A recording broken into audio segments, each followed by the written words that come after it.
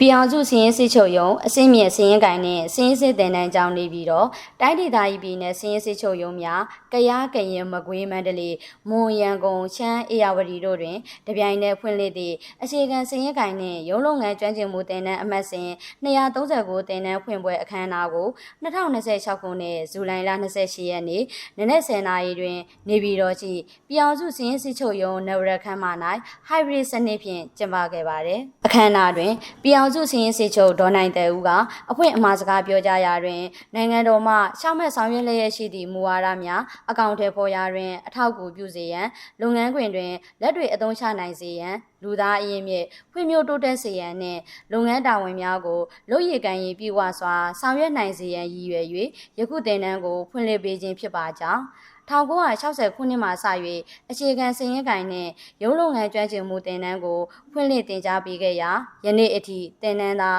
43,629ဦးတင်ကြားပို့ချပေးနိုင်ခဲ့ပါကြောင်းတင်နန်းတွင်လုပ်ငန်းခွင်သုံးစီးရင်ပညာရပ်ဝန်ထမ်းစီးမြင့်နှင့်ဗဏ္ဍာရေးစီးမြင့်များရုံးစာရေးသားနည်းစသည်တို့ကိုအခြေခံကြ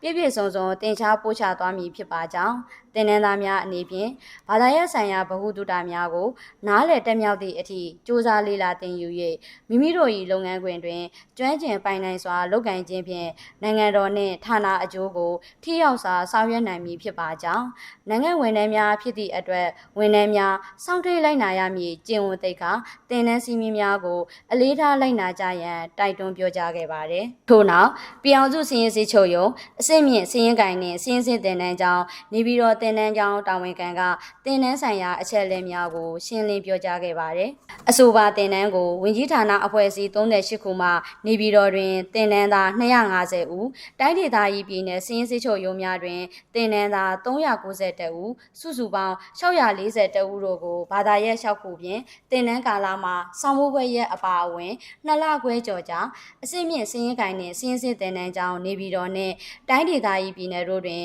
တပြိုင်တည်းဖွင့်လှစ်တင်ကြားသွားမှာဖြစ်ပါတယ်တင်နန်းဖွင့်ပွဲအခမ်းအနားသို့ဒုတိယစီရင်စစ်ချုပ်တိုင်းဒေသကြီးပြည်နယ်စီရင်စစ်ချုပ်များအမြဲတမ်းတွင်ဝင်ညွှန်ကြားရေးမှူးချုပ်ဒုတိယညွှန်ကြားရေးမှူးချုပ်များနှင့်တာဝန်ရှိသူများတိုင်းဒေသကြီးပြည်နယ်စီရင်စစ်ချုပ်ရုံးများမှတာဝန်ရှိသူများတင်နန်းကတိကများနှင့်တင်နန်းသားများတက်ရောက်ခဲ့ကြပါတယ်